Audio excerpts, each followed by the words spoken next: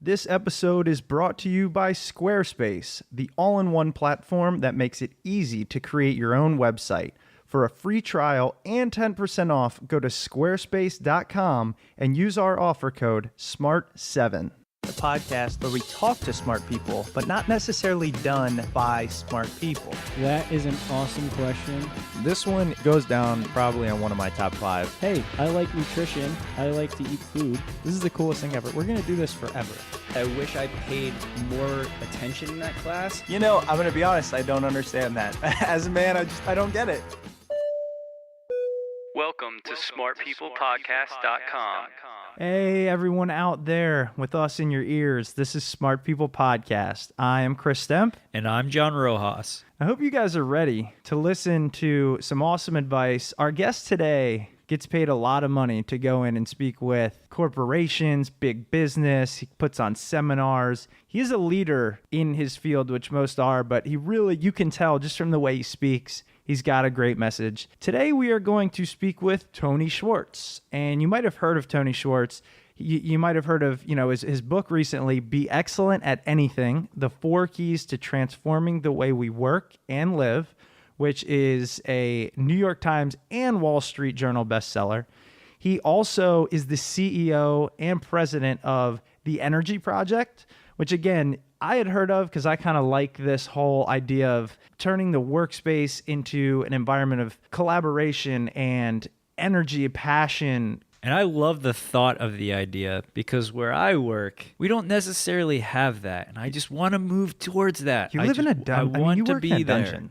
I do work at a dungeon. It's the grossest place I've ever been. Tell them how often a janitor comes to your work. Never. You literally don't have a janitor. Because we had this great thing called sequestration, and one of the first things they cut was janitorial services. Well, I don't want to get political. Why wouldn't we do that? Because you're going to suck the energy out of the Energy Project. But anyway, so it is really cool. Tony talks about how we're in a new world, right? Humans aren't meant to be computers. It's not just run them faster, harder, longer, better batteries.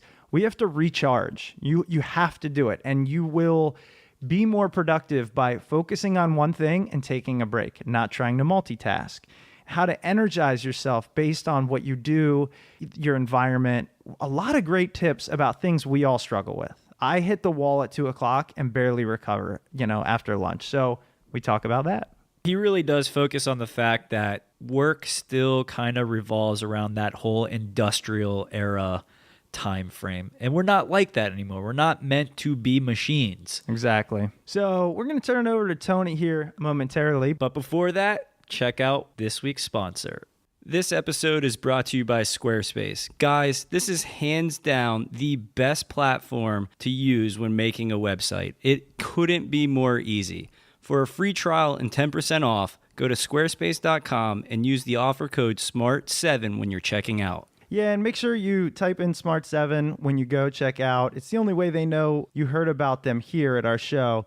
And I know, John, you've been building actually somebody's blog, one of our friends who is technologically inept like me, but it was the first time you really dug into Squarespace and it was easy, right?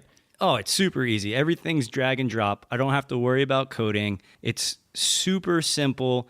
I actually ran into a problem the other night, and it was around 9 p.m. I fired off an email to Squarespace. They sent me an answer within like 20 minutes. It was amazing. I got everything up and running like I needed to.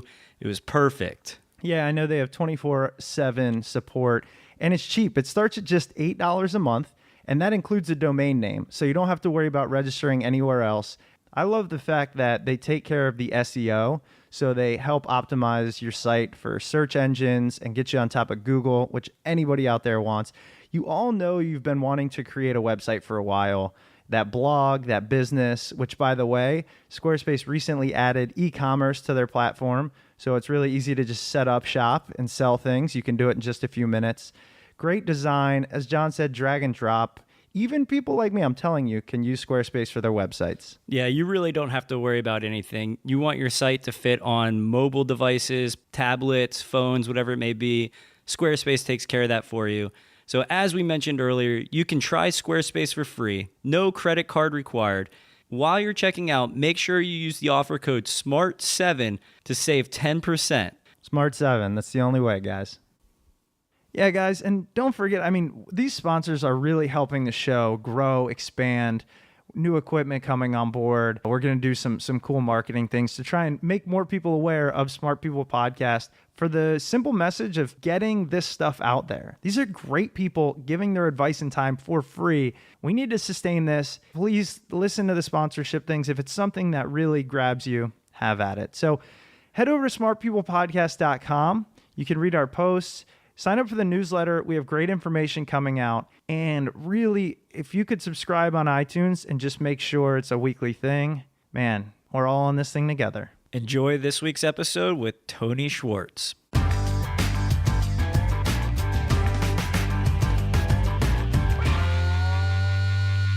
Thanks so much for being on the show. Really appreciate talking to you. And I love your work. I love what you do. Would you say that the majority of your focus is just on getting people to perform to the best of their capabilities and what their, the amount of hours we're given in a day? No. Perfect. I wouldn't say that that's all we're about. I would say that's the stalking horse for what we're about, because performing better is something that organizations are eager to have their people do. We do most of our work with large organizations of all kinds. And as a business, if we can deliver the promise of greater performance, then they're willing to bring us in, or at least more willing to bring us in. But you know what? What we're really about at the Energy Project is evolution, human evolution. It's really about the idea of getting people to make the kind of leap that they need to in a world that is changing and becoming more complex and more difficult and harder to navigate in every moment. And we really believe that, as Einstein put it, you can't solve the problems of the world at the level at which they were created, and that the paradigm for understanding how to operate effectively in the world simply won't cut it anymore. So we really have a bigger mission than just making people more productive, although we're delighted to do that. No, that's a great way to put it. And obviously you said it much better than I did, so I'll leave the answers up to you.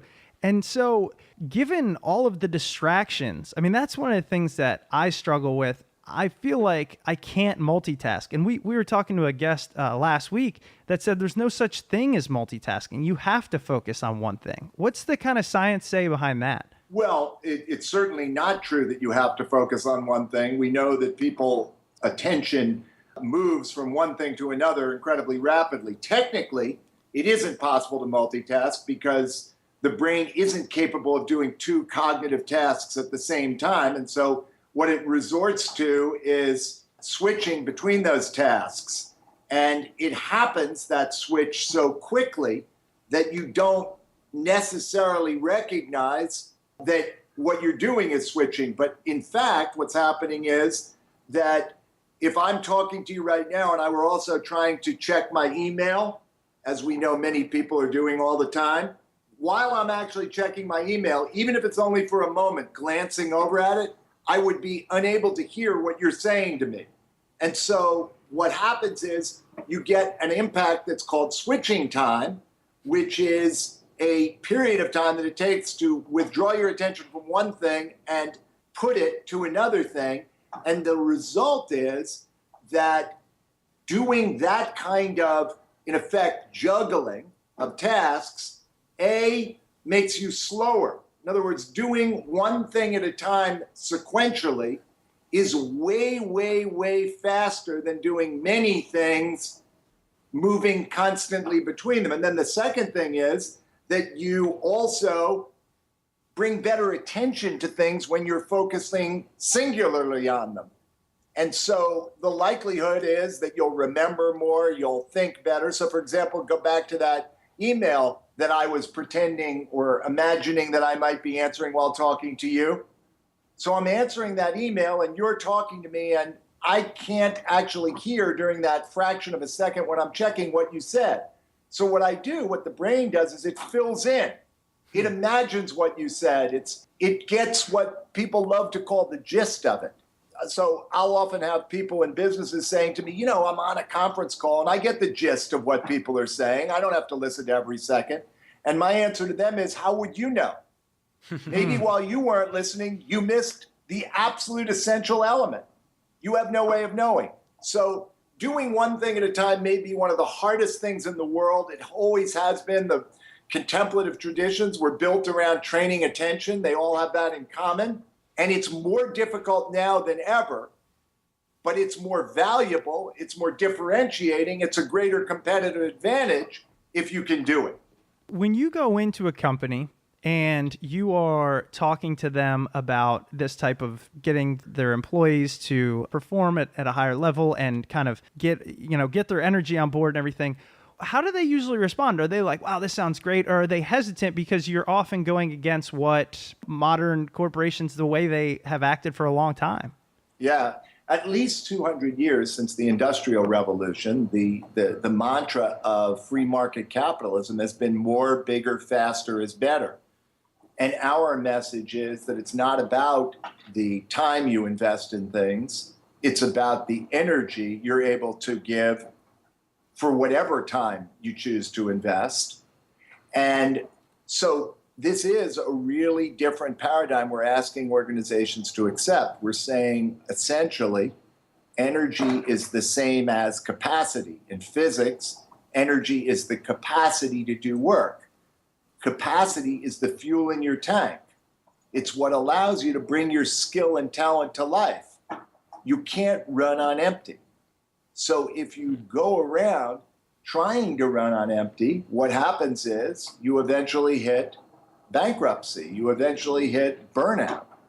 And the reality is that so many people are pushing the envelope in that direction that the organizations are starting to recognize something that even as few as 2 or 3 years ago, they didn't begin to understand.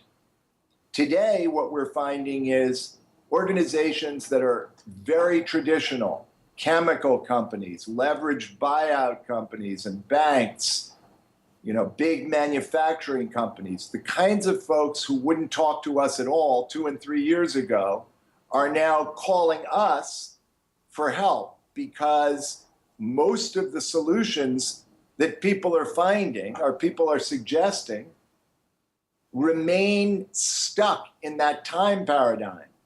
So when you have finite hours and you have too many demands, trying to fool around with those hours, something we all know as time management, is akin to rearranging deck chairs on the Titanic.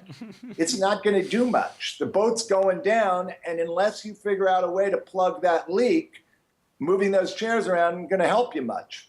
You struck such a chord with me because I come from the world of consulting, specifically government consulting. And it was only 2-3 years ago that I hit that burnout point and said, I got to take a leave of absence for 6 months and just drive cross country. That's how Chris and I started this podcast. It blows my mind to see year after year, I see kids putting in 45, 50 plus hours to their consulting job. And year after year, I see guys leaving, I see ladies leaving, I see everybody leaving these jobs. And I just look at it, I'm like, how is this the most effective way for this organization to be run? To just let this attrition happen and let these people leave as they're getting burnt out and kind of fed up with the whole system. I'm basically looking to you to see how organizations are going to finally realize that this paradigm needs to change. Well, you only change when the pain gets greater than the pain of continuing to be the way you are. I wish that people changed for honorable, noble, value-based reasons, but very rarely does that happen. And so, in some sense, the bad news and the good news is that the pain has gotten so great for a lot of organizations. And, the brain, a lot of this resides in what's going on inside us, John.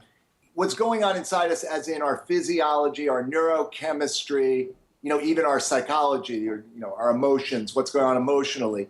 And that arena for organizations, the interior life, has been terra incognita. It's a vast unexplored territory.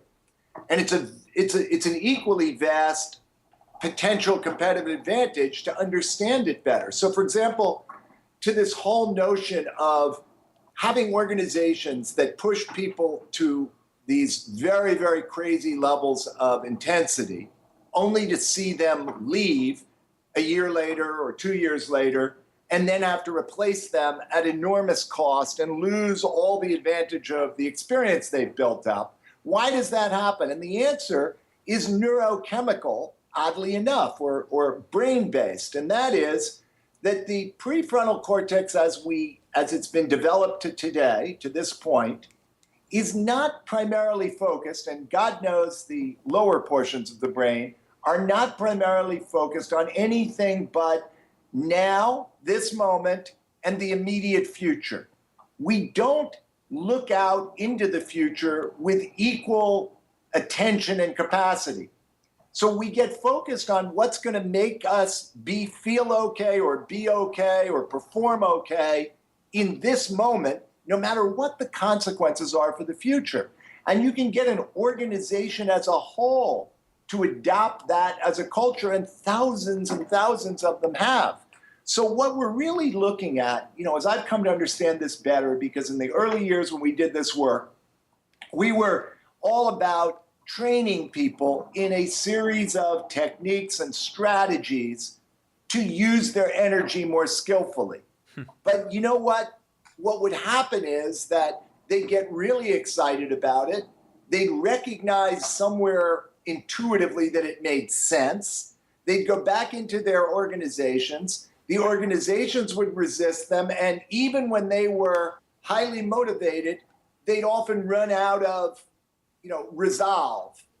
And what we came to realize was that there's a deeper level that we need to address this, either simultaneously with addressing behavior itself or before addressing behavior itself. And that is consciousness or mindset. So what is consciousness, if you don't want to use a word that's going to antagonize businesses? It means to be conscious of more. And what does that mean? Well, it means that in order to solve the problems we're facing, we have to be able to look more deeply inside ourselves, because there's so much about understanding the things I earlier referred to, physiology, neurochemistry, and so on, that can be helpful to us. So we have to look more deeply. We have to look more widely. In other words, we have to recognize that we're interdependent now to a degree we've never been interdependent. And so what I do affects you. And if we are not in some kind of community, if we don't recognize that our success depends on the people around us as much as it does on ourselves, we're lost in this world, and we don't fully recognize that. And then finally, we need the ability to look out further. So deeper, wider, longer. And the longer is a longer view about what it is. It's kind of the cost-benefit ratio of any given choice that you make. So if it gives you benefits in the short term, but it has enormous costs in the long term, it pays you to be equally aware of both and make a conscious decision. And then the final thought about all of this is what it implies, John and Chris, is that you need to be conscious, to be intentional, to be purposeful in every moment in ways that simply were not required when the demands on us were so many fewer. I love the word purposeful, and doing purposeful work is the most fulfilling work.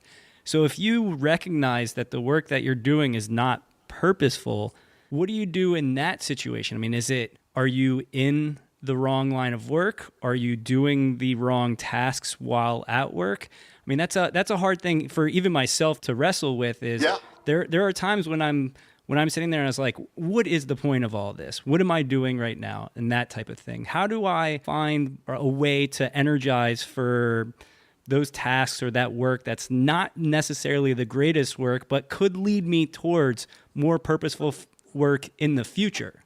Well, you've asked one question, which assumes, even already assumes a potential benefit in the future. There are millions and millions of people doing work, as you know, that has no hope. That's, Sure. Purely dead end. I mean, how many people are working for, $8 or $10 or $12 an hour on a factory line or in some retail establishment or at a fast food restaurant, thinking to themselves, there's no hope going forward. And this is a place, guys, where I really find this is a subtle, nuanced place where anybody who comes up with a really simple answer to the question you just asked is full of shit.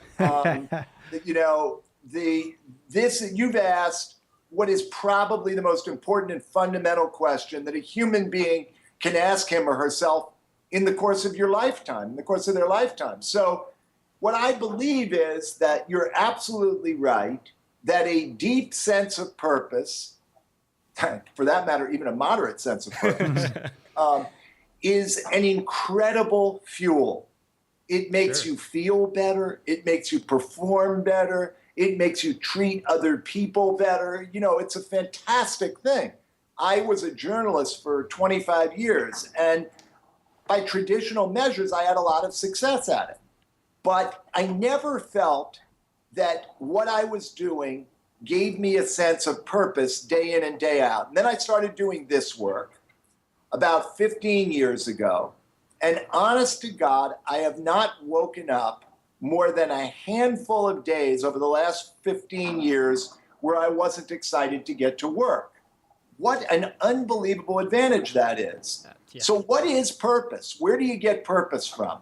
You get purpose from adding more value in the world, from the experience that you're adding more value in the world than you're using up. That you are serving something bigger than just your own immediate self-interest. Without that, it's very hard to find purpose. And it also turns out that for you to be fully fueled around your purpose, you have to like what it is you're doing that has meaning. So if you think something is really meaningful, but you hate doing it, that's not very good either. So those are two high bars to have to reach in order to, and by the way, I didn't even mention, make a living. Yeah. So you've got to do all three of those things. So when you asked that question earlier, if you realize that you're not getting a sense of purpose from your job, should you quit? My answer is not immediately, unless you have an incredibly clear idea of what you ought to be doing and a path to doing it. What I think you start doing is you start getting more conscious. In other words, you start asking yourself the question, not how do I get away from what's making me unhappy, but what is it instead that actually makes me happy? Or to be more specific, what makes me feel fully alive? Because when you can get the answer to that question, when you can think back and ask yourself, okay, over the last 30 days, what's a moment when I felt fully alive? Then you're beginning to get a hint of what your particular unique way of or unique connection is to what might be purposeful for you. So to me, you can get purpose from doing all kinds of external things. If you Teach for America, or you feed starving kids, or you're a nurse in an intensive care unit in a hospital, the external environment is giving you a fair amount of purpose, isn't it? Yeah. But most of us don't have those kinds of jobs. So what about those of us who don't have those kind of jobs? Well, then the question is, what could you be doing internally? What could you be doing in the environment you're part of, whatever it is, that would make you feel like you were using your talent or your skill to add value? And I'm going to give you a really good example, I think, of a way that I found to do it. Now, I already told you that I get a great deal of sense of purpose from the fact that I do believe that, having a conversation like this with you guys, which you'll send out to thousands of people with, very simple but clear advice and strategies on how to make things better, makes me feel I'm adding value. So that's intrinsically giving me, or extrinsically giving me, a high sense of purpose. But I noticed after doing this for a number of years that there was a little bit of a breakdown for me. And the breakdown was, I wasn't breaking down, but there was a breakdown in the logic. And the breakdown was that I sometimes felt that the strategies we were teaching to other people were not ones that we were fully embodying ourselves. We were great at explaining it, but we weren't as great at living it.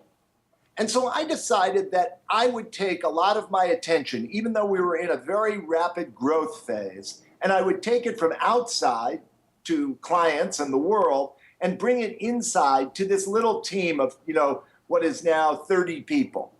And that I would invest as much effort in building a community, what I'll call a community of practice, or a living laboratory of the ways of investing in what's necessary for people to have the kind of experience that we're out there telling people in the world they should have. And I've put an enormous amount of effort, and now others in our group have, into aligning our behaviors with the principles we teach. And I have to tell you that I'm now no longer sure whether I get more satisfaction from the experience of what this little tiny community is like, or more satisfaction from working with thousands of people at Google every year, which on its face sounds like the sexier thing to do. And it's good, it's great, I love that. But I'm not sure that anybody couldn't find some version of what I've found in any kind of company, which is essentially saying, how do I bring more of myself to making the lives of the people I'm with here better than they were? And that's pretty powerful. And I believe that have you guys had the experience of, like, you're at an airport and you're used to those TSA guys being assholes. And all of a sudden, one day you walk up and there's a woman TSA worker who's got a big smile on her face and says hello to you and genuinely seems interested in how you're doing. Absolutely. It's amazing. Isn't it? Yeah. Oh, right. yeah. What is that? Or that 1 out of 50 at the Department of Motor Vehicles, or the sanitation workers picking up your garbage and still has time to say hello to you. What I think that is that those people, without having probably ever thought about it consciously, have kind of naturally selected into some way of being that makes them feel better about themselves and better about their lives. And they get that not from the work they do that's their job, but from the way they are in the world. So that's a great starting place. In fact, I've come to believe it's a necessary starting place. So you don't want some person who's telling you a bunch of things about how to make your life better, who lives a life that's in complete contradiction to that. Exactly. That's such a good point. And, as I was kind of looking through what you talk about and what your message is, one of the things that I just focused in on was you said in one of your speeches, we demonize the renewal of energy. And the reason I love that, and you talk about needing to renew energy, being a part of being human, is because I oftentimes, I get tired more than most during the day, especially if I'm working hard or intense. But with almost every job, you can't just go grab a nap, or a couch or something. And so I was hoping you could talk on that idea of how to renew your energy, both in your life, on the job, to make yourself more successful and more energetic.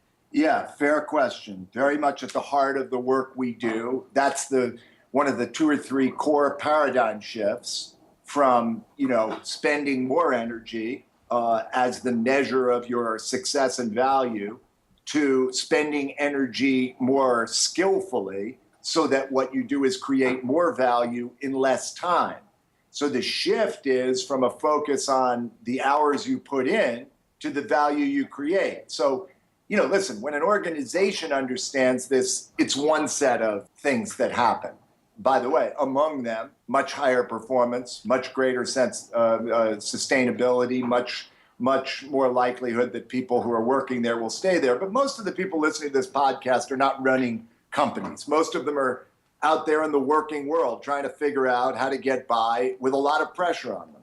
So the first thing I'd say is that we need to redefine what, sort of the opposite of what you read that I said, we need to redefine the meaning of the word renewal, because right now renewal, recovery, recharging, resting, those are all words used and associated with slackers. Those are, screw ups. Exactly. And what we learned in our work, which began with professional athletes, is that professional athletes who are measured only by one thing, whether they win or lose, what they do, right? There's no subtlety about it. Professional athletes, when they're successful, are geniuses at managing what we call work-rest ratios. That means that they invest as much attention on the recovery and renewal of their energy as they do on the expenditure of energy. Because what they recognize is that we're designed as human beings. I don't know that they recognize this cognitively, intellectually, but they feel it, is that we're designed as human beings to move rhythmically between spending and recovering energy. And every system in the body works best when you're in that movement, that rhythmic movement between spending and recovering. And what athletes come to do is they come to value the role that renewal plays in performance. And that's the shift that we have to start with. We have to ennoble the role of renewal. So for you, what I need to do is give you, who said that, John or Chris? It was Chris.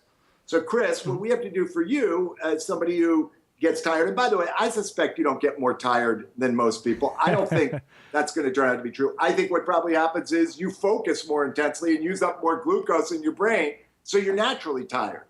In which case your body is screaming at you, give me a break. But most of us override that message from our bodies with coffee and sugar. Yes. With our own adrenaline and cortisol and noradrenaline, our body's natural speed.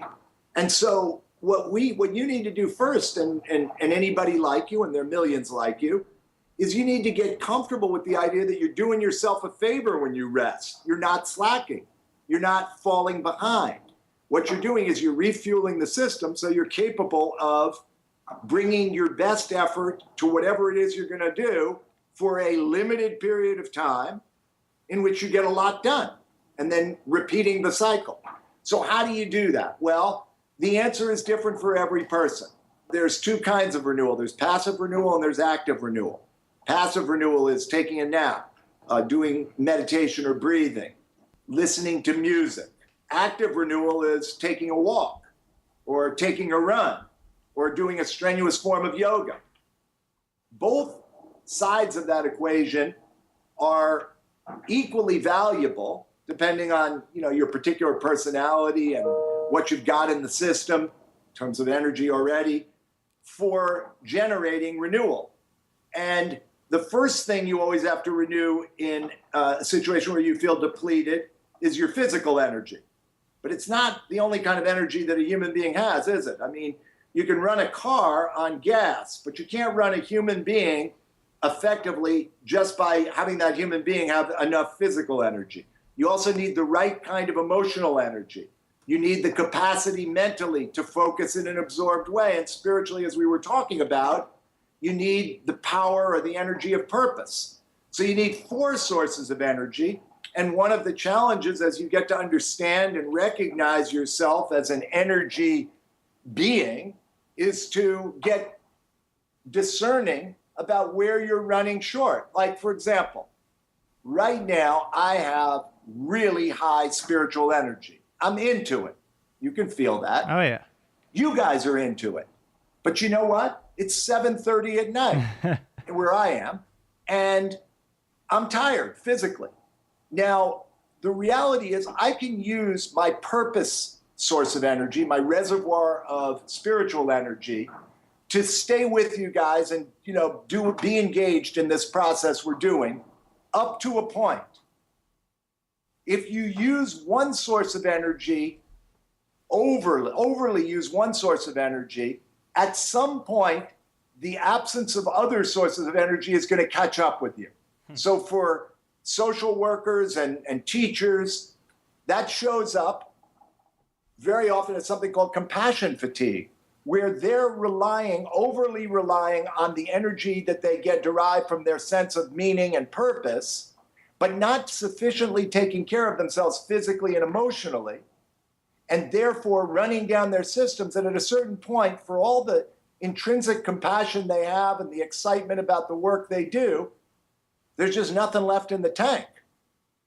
So we need to be, in this process of renewing, we need to become really aware of where we're running short, and it always starts at the physical level.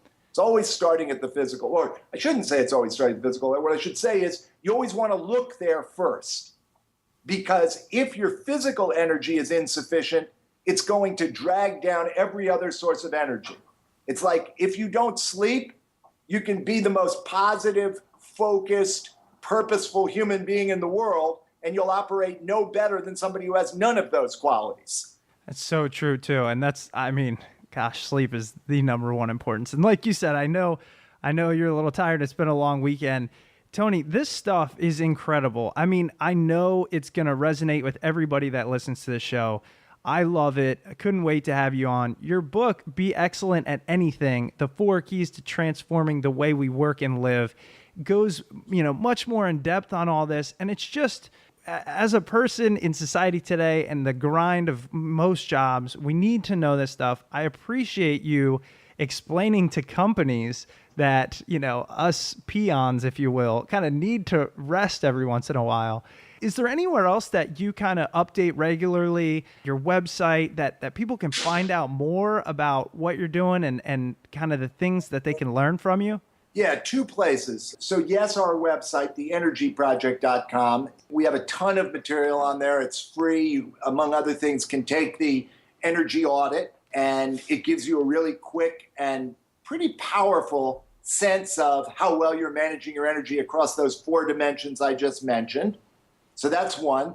The second one is that when you're on the website, you will see that there's a section for our webinars, which are public webinars, again, no cost.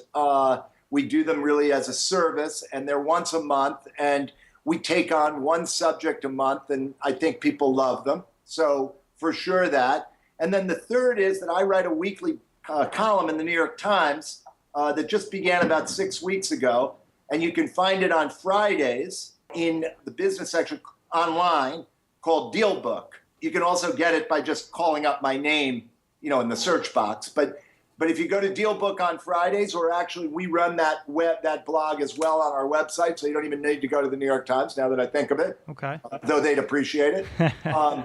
So those are 3 really good ways, and they don't cost anything, and they're full of information. Yeah, I've been on the Energy Project website. Again, it's theenergyproject.com all day, and you really do have some fantastic information. I appreciate it, and thanks so much for being on the show. This is just great information, and we know that people will kind of walk away from this one thinking a little bit differently about their daily activities. Super. Thanks, guys. Have a good evening. All right. Thanks, Tony.